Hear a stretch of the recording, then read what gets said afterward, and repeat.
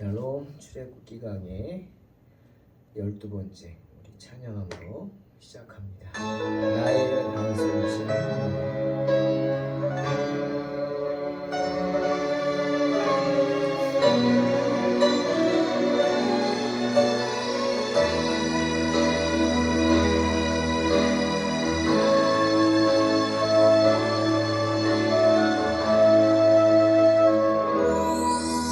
나의 반석이신 하나님, 행하신 모든 것 완전하시니,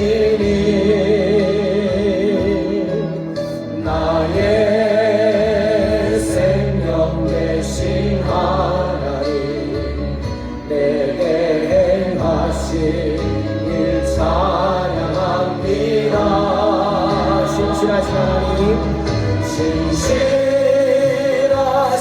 하나님, 실수가 없으신 좋으신 나의 주, 신실하신 하나님, 실수가 없으신 좋으신 나의 주. 나의 반석이신 하나님, 행하신 모든 완전하시니 아멘. 나의 생명 되신 하나님, 내게 행하신 일 찬양합니다.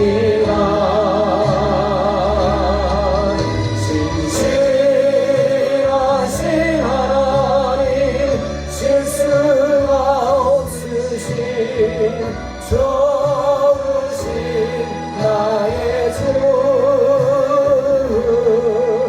신실하신 하나님, 실수가 없으신 좋으신 나의 주,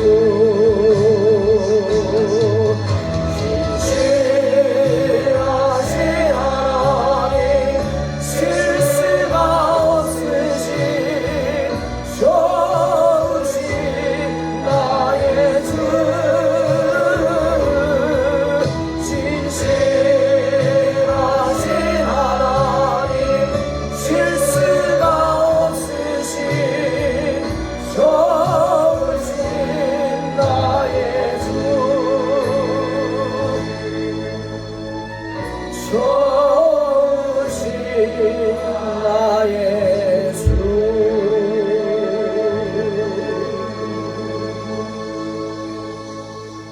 우리 주님이 좋으신 분인 줄로 믿습니다. 출애굽기 3장 13절로 15절입니다. 모세가 하나님께 아뢰되 내가 이스라엘 자손에게 가서 이르기를 너희의 조상의 하나님이 나를 너희에게 보내셨다 하면 그들이 내게 묻기를 그의 이름이 무엇이냐 하리니 내가 무엇이라고 그들에게 말하리이까. 하나님이 모세에게 이르시되 나는 스스로 있는 자이니라. 또 이르시되 너는 이스라엘 자손에게 이같이 이르기를 스스로 있는 자가 나를 너희에게 보내셨다 하라. 하나님이 또 모세에게 이르시되 너는 이스라엘 자손에게 이같이 이르기를 너희 조상의 하나님 여호와 곧 아브라함의 하나님, 이삭의 하나님, 야곱의 하나님께서 나를 너희에게 보내셨다 하라. 이는 나의 영원한 이름이요 대대로 기억할 나의 칭혼이라. 아멘. 모세가 애굽으로 가라는 하나님의 명령을 듣고 이스라엘 백성들을 만나기를 주저한 이유가 무엇일까? 아마 모세가 가장 주저했던 이유는 모세 자신이 아직 하나님을 확실히 만났다고 생각하지 못했기 때문입니다. 애굽에서의 40년간 당연히 하나님을 만나지 못했을 것입니다. 그저 자기 사명이 뭔지 인간적으로 깨달아서 그것을 인간적인 방법으로 해결하려고 이스라엘의 재판관이 되려고 하다가 사람을 때려 죽이는 큰 죄를 짓게 됩니다. 혈기를 부렸죠. 그런 모세를 하나님이 만나 주셨을 리가 없고요. 그 다음 미디안 광야에서 그런 하나님은 그런 모세의 혈기를 다 없애십니다. 다 빼시죠. 힘 뺀단 말이죠. 그래서 40년간 나이 80이 되도록 이드로의 양, 장인의 양, 남의 양을 치면서 처가살이를 하게 하십니다. 그러면서 광야에 나가서 양을 치며 모세는 입술이 어눌해질 정도로 누구랑 말도 하지 못하고 그저 광야에서 양들만 바라보고 그 뜨거운 광야의 그 햇빛을 피하면서 그러고 40년을 보냈습니다. 그래서 말이 어눌해진 거죠. 말할 수가 없으니 아마 애굽 말도 다 잊어버리지 않았겠어요. 안 쓰면 잊어버리잖아요. 하지만 그곳에서 자기 삶을 돌아보고 소망을 잃지 않고 아들 이름을 게르솜이라고 하면서 나는 나그네의 힘을 기억하고 40년의 시간을 잘 견디었습니다. 하지만 하나님을 어떤 체험을 통해서 만난 이야기는 없습니다. 그냥 영성만 더 늘었겠죠. 하나님을 생각하는 깊이 있는 생각, 또 하나님을 만나고자 하는 갈급함 때문에 호렙산 불타는 가시떨기 나무를 보고 남들 보지 못하는 불이 붙었으나 타지 않는 가시떨기를 보고 하나님을 생각하고 그것을 찾아온 것이고, 그렇게 올라온 모세를 보고 모세야 모세야 부르시는 하나님의 음성을 듣고 모세는 바로 그분이 자신을 부르시는 분이 하나님이신 줄로 믿고 엎드립니다. 요즘은 안 하지만 예전에 이런 광고가 있었습니다. 어떤 간장 광고입니다. 네? 맛을 봐야 맛을 알지 땡땡 간장. 그쵸? 맛을 봐야 맛을 알지. 정말 마음에 확 와닿는 광고죠. 그 간장 지금도 최고로 인기 있죠? 맞습니다. 먹어봐야 합니다. 그래 어떤 맛인 줄 알 수 있죠. 맛을 봐야 합니다. 때문에 주님도 너희 여호와의 선하심을 맛보아 알지어다 말씀하시죠. 여호와의 선하심을 맛보아 알라는 겁니다. 그렇게 맛보아 알면 하나님이 누구신지 알게 된다. 그래야 간장의 맛이 어떤지 구체적으로 전하면서 이거 좋다고 얘기할 수 있지 않습니까? 그죠? 예수님의 선하신 맛을 봐야, 하나님의 선하신 맛을 본 사람만이 그 선하심을 증거하고 그 맛을 알지 못해 방황하는 사람들에게 그 맛을 전할 수 있는 겁니다. 지금 모세는 체험신앙을 구하는 것입니다. 즉 온몸으로 살아계신 하나님을 만나고 싶어하는 것, 주의 살아계심을 온몸으로 느끼고 싶어하는 것입니다. 여러분, 우리가 누군가를 만나면 제일 먼저 묻는 게 뭡니까? 아니, 아예 인사할 때 내 이름은 뭡니다. 밝히죠. 이름이죠. 이름. 처음에는 그냥 만나서 이름을 모른다 해도 몇 번 만나면 당연히 이름을 묻게 되는 것이고, 이름도 모르고 만날 수는 없는 것이고, 그 사람을 만나다 보면 뭐 일적이든 사적이든 공적이든 만나다 보면 이름을 알게 됩니다. 그럼 내 이름을 알려주죠. 여러분, 이름을 안다는 것, 이거 정말 중요한 겁니다. 왜? 이름은 정체성이기 때문에. 모세가 왜 하나님의 이름을 알려달라고 했습니까? 하나님이 누구시냐는 겁니다. 자, 예를 듭니다. 제가 단어 하나를 얘기합니다. 이름이죠. 그럼 여러분 어떤 생각이 드는지 보세요. 코끼리. 맞죠? 생각났죠? 거대한 몸이 생각나죠. 거대한 코끼리 형상 떠오르죠? 그게 이름입니다. 또 하나, 독수리. 그렇죠. 큰 날개로 창공을 활보하는 훨훨 날아다니는 멋진 독수리, 휘젓고 다니는 그 독수리의 형상이 떠오르죠. 그게 이름입니다. 자, 그럼 하나님, 여러분은 어떤 형상이 떠오르십니까? 예? 바로 여러분이 체험한 그 하나님, 그 하나님의 형상이 떠오를 것입니다. 그렇게 하나님, 당신은 누구십니까? 라고 묻는 겁니다. 당신은 어떤 분이십니까? 내가 하나님 당신을 어떻게 생각해야 합니까? 어떤 분이라고? 분명히 모세가 이스라엘 백성들에게 가서 자, 하나님이 이런 말씀하신다 하고 전하면 그들이 분명히 물을 것입니다. 하나님이 누구시냐?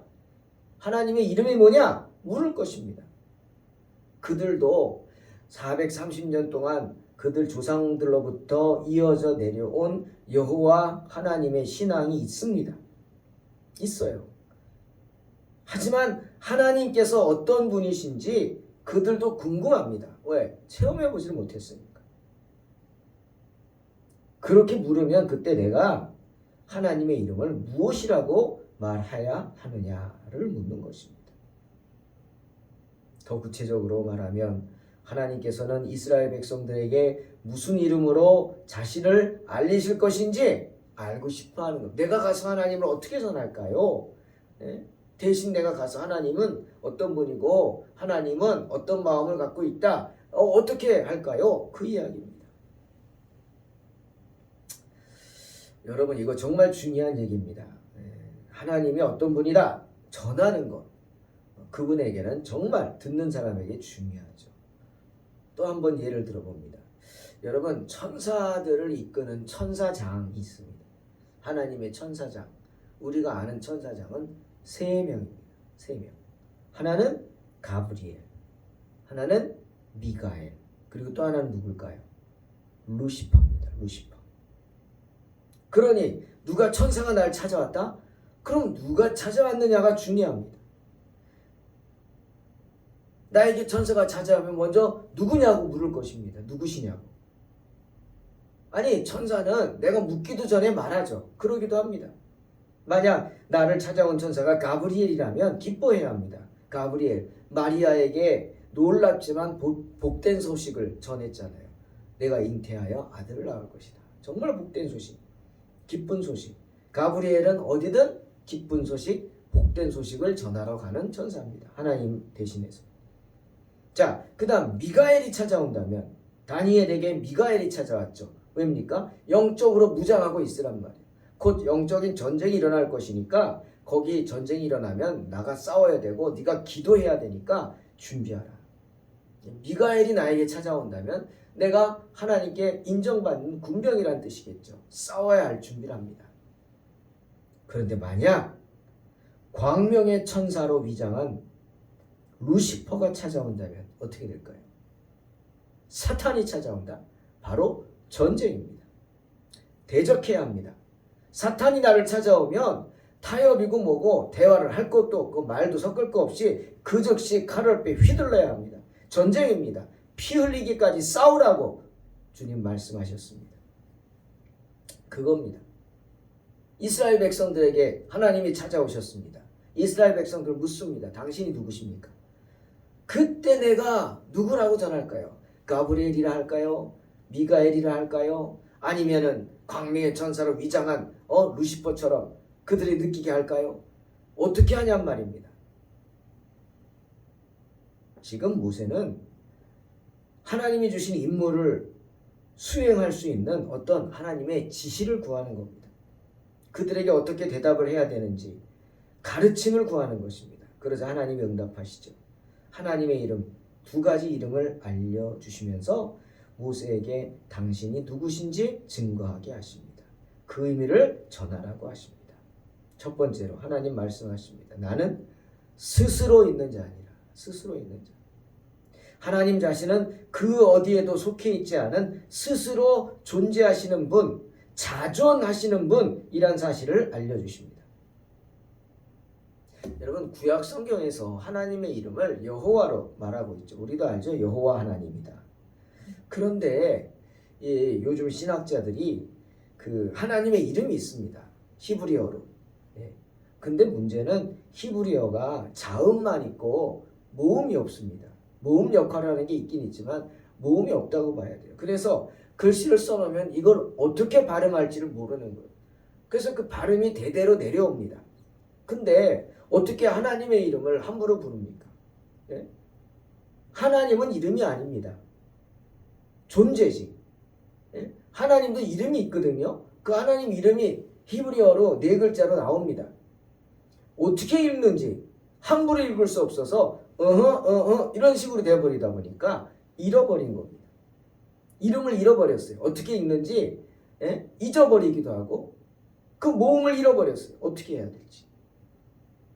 그래서 이스라엘 사람들은 하나님의 이름 4글자를 써놓고는 감히 부를 수 없어서 아도나이라고 같이 붙였습니다. 아도나이. 아도나이는 하나님을 뜻하는 거지 하나님의 이름은 아닙니다. 근데 그거를 애써 사람들이 그 모음을 집어넣어서 번역해서 읽었던 이름이 여호와였습니다. 여호와. 그런데 최근 원어를 연구하는 학자들이 그것이 발음이 잘못되었다 지적하면서 여호와가 아니라 야훼라고 주장을 하고 있습니다. 그래서 요즘은 하나님의 이름을 여호와가 아닌 야훼로 말하고 있죠. 근데 이 여호와나 야훼 이 뜻에는 이름에는 몇 가지 뜻이 중요한 뜻이 있어요. 그것이 첫째는 하나님이 자존자이시다. 그 의미가 있어요. 하나님은 존재의 기원이 어디에 속해 있는 게 아니에요. 그저 자신에게 있어요. 그 어떤 다른 존재에게도 자신 의존하지 않는 분이십니다. 자존하신다고요. 그러니까 자족하시죠. 그러니까 언제든지 모든 것이 넉넉하셔서 그 존재 또 그 하나님이 하시는 축복이 무한하시죠. 원천이 무한하다. 그리고 또 하나 야훼란 영원하고 불변하시다는 것을 의미한답니다. 영원하고 불변하시죠. 그리고 또 하나 중요한 겁니다. 우리가 아무리 연구를 해도요 그를 발견할 수 없어요. 즉 우리의 이 작은 머리로 하나님을 집어넣을 수 없어요. 여러분 생각해 보세요. 애완견을 아무리 사랑한다 그래도요 그 애완견하고 이야기한다 해도요 저도 무양실에서 케찹이 개 한 마리를 같이 데리고 있잖아요. 같이 잘 때도 제 옆에 와서 자고 이놈 꼭 사람을 베고 자려고 그래요. 나는 싫은데 자다 깜짝깜짝 놀라요. 그렇게 하고 뭐 와서 계속 뭐 달라고 눈 쳐다보고 아주 그냥 그 눈망울이 그렇죠. 그러면 이제 얘기를 합니다. 제가 언제 보면은 막 걔하고 이야기를 하고 있어요. 막 이야기합니다. 야, 너 말이야, 이참아 이거 있잖아. 이러고.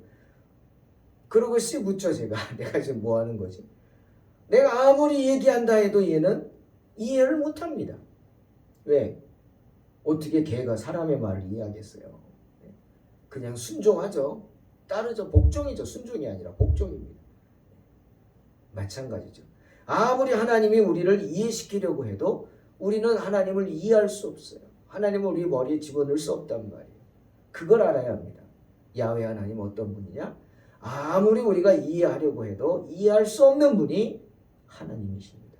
그 의미죠. 그런 의미의 이름이 하나 있고 또 야훼 하나님은 뭐라 그랬어요? 너희 조상의 하나님 여호와 곧 아브라함의 하나님 이삭의 하나님 야곱의 하나님께서 나를 너희에게 보내셨다 하라 말씀하셨죠. 즉 야훼 하나님은 그의 백성과 관계를 갖고 있는 존재라는 뜻이죠. 하나님은 항상 당신의 백성들과 관계하십니다. 관여하십니다. 그 모든 일에. 그런 분이다. 너희가 찾아가지 않아도 나는 너희와 함께 있다. 이 소리죠. 모세는 하나님의 이 두 가지 이름을 알려야 했습니다. 하나님은 스스로 있는 자이시며 당신의 백성들과 관계를 갖고 계시는 존재라는 사실이죠.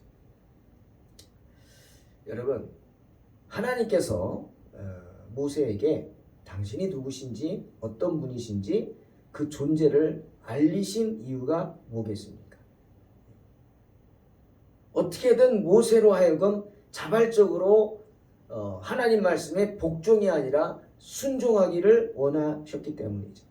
모세에게 하나님이 중요한 사실, 중요한 것을 맡기기 위해서입니다. 가장 중요한 건 뭐냐? 하나님은 모세를 이스라엘 백성들에게 보내셔서 야훼 하나님을 알리길 원하셨어요. 너네 고통 가운데서 우리 조상의 하나님을 찾지. 그 조상의 하나님이 나 야훼 하나님이다. 너희가 찾는 하나님이 나다. 그래서 그들로 하여금 430년 동안 잊고 있었던 여호와 하나님의 신앙을 다시금 부활시켜 주기를 원하셨습니다. 그게 가장 큰 이유고요. 또 하나는 모세를 통해서 놀라운 능력을 주시죠. 모세가 가진 지팡이로, 우리 다음에 얘기하지만 온갖 기적들을 행하십니다. 무서운 10가지 기적 행하죠. 그렇게 기적을 행하게 하심으로 이스라엘 백성들이 그것을 보고 소망을 갖기 위해, 야, 이번엔 정말이구나. 여러분, 출애굽은 실제로 이스라엘 백성들의 힘으로 이루어진 게 아닙니다. 조직을 갖추고 군사를 키우고 힘을 키워서 애국 군대에 맞서 싸워서 그리고 탈출한 게 아닙니다. 이스라엘 백성들은 아무것도 안 했어요. 그냥 문에 빗장을 걸어 잠그고 밖에다가 양의 피로 표시나 하고 그러고 다 집안에 모여 있었을 뿐이에요. 모든 일은 하나님이 하셨어요. 하나님은 그것을 알려주는 거예요. 너희는 할 거 없어. 내가 다 할 테니까 나를 믿어. 모세를 통해서 그런 기적을 행하심으로 어떻게?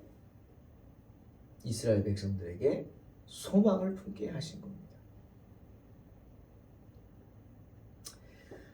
애굽인들은 무너졌습니다. 이스라엘 백성들은 애굽의 철저한 통제 속에서 꼼짝도 하지 못하고 있었지만 하나님께서는 모세를 통해서 애굽의 무서운 10가지 재앙을 일으키심으로 애굽인들이 더 이상 견디지 못하고 넘어져서 포기하게 만드셨죠. 자, 이는 나의 영원한 이름이요 대대로 기억할 나의 칭혼이라 말씀하시죠. 그렇게 스스로 존재하면서 당신의 백성들을 외면치 않고 돌보시는 하나님, 그 하나님의 이름 야훼, 여호와, 그 이름은 이스라엘 백성들에게 영원히 기억될 것입니다. 그것은 과거에도 있었고 현재에도 그 이름이고 앞으로도 계속될 여호와 하나님, 야훼 하나님의 이름입니다. 그러므로 이제는 그 하나님을 경배하는 자들이 그 이름을 부르면서 여호와 하나님 이름을 부르면서 그 이름을 부르면서 하나님을 알게 되고 다른 거짓 신들하고는 철저하게 구별하게 될 것입니다. 열왕기상 18장에 보면 엘리야 선지자가 나옵니다. 참 놀라운 능력의 종이죠.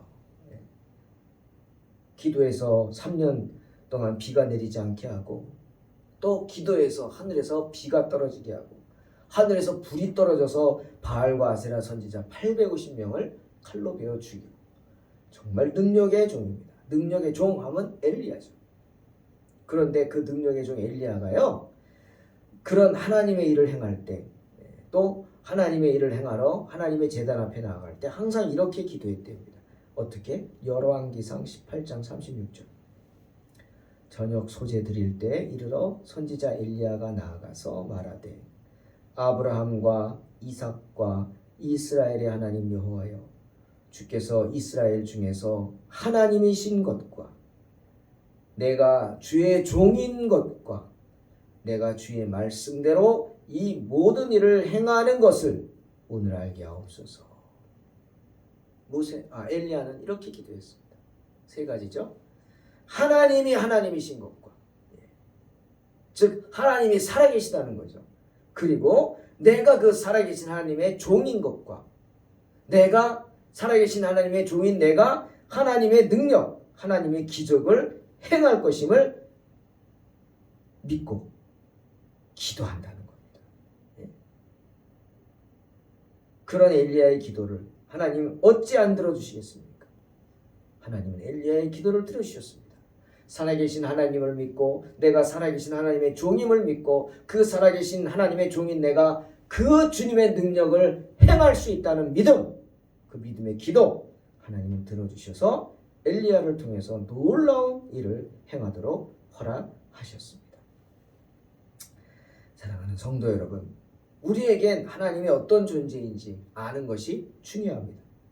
그렇게 우리 삶 속에서 하나님 체험하는 게 중요합니다. 그 체험신앙 여러분 중요합니다. 백문이 불여일견이라 하지 않습니까? 100번 듣는 것보다 한 번 보는 것이 더 훨씬 정확하다는 겁니다. 저는 그와 더불어 백견이 불여일체라고 생각합니다. 백견이 불여일체예요. 100번 보는 것보다 한 번 내 몸으로 그 은혜를 직접 체험하는 게 더 중요합니다. 체험신앙 나쁜 거 아닙니다. 하지만 체험신앙만, 신앙의 체험만 강조하면 문제가 되겠죠. 믿음이 작아집니다. 그리고 그 믿음이 더 기복적이 될 수도 있어요. 그런 문제죠. 기복신앙이 뭡니까? 기브앤테이크 신앙입니다. 안 되죠. 그렇게 체험신앙 중요하지만 그것만 강조하게 되면 체험은 확실할지 모르지만 신앙의 깊이는 깊어지지 못해요. 기다리지 못하고 믿지 못하고 보여줘야 믿으니까 깊이가 없어져요. 들음으로 믿는 사람보다 약해집니다. 때문에 주님 요한복음 20장 25절에서 이렇게 말씀하시죠.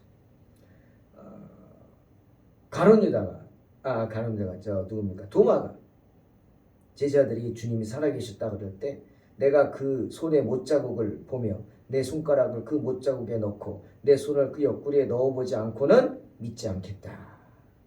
이렇게 말하는 도마에게 다시 나타나신 주님 이렇게 말씀하십니다. 요한복음 20장 29절 예수께서 이르시되 너는 나를 본고로 믿느냐? 보지 못하고 믿는 자들은 복되도다. 이것입니다. 체험신앙 중요합니다. 정말 체험신앙 중요한 건 맞습니다. 아브라함의 하나님, 이삭의 하나님, 야곱의 하나님이 바로 오늘 나의 하나님이다 고백할 수 있는 그 신앙 정말 중요합니다. 하지만 더 깊이 있는 신앙은 뭡니까? 이렇게 말씀을 들음으로 주님을 믿고 영접하고 그 주님의 은혜를 체험하는 것입니다. 하나님의 이름을 아시기 바랍니다. 여러분에게 하나님은 누구십니까? 언제나 주님 만나기를 사모하는 삶 가운데 주님을 체험하고 더욱 깊이 있는 신앙생활을 함으로 승리하시기를 주의 이름으로 축원합니다. 기도하겠습니다. 하나님 감사합니다. 정말 하나님의 이름이 무엇이냐고 알고 싶어하던 모세, 즉 하나님을 개인적으로 만나 깊이 있는 신앙의 체험을 하기를 원하던 모세, 우리도 원합니다. 정말 주님 한 분 한 분 주님 만나기를 사모하게 하시고 주님 만나 주셔서 깊이 있는 체험 신앙생활하게 도와주시옵소서. 예수님의 이름으로 기도하옵나이다. 아멘. 믿음으로 승리하시기 바랍니다.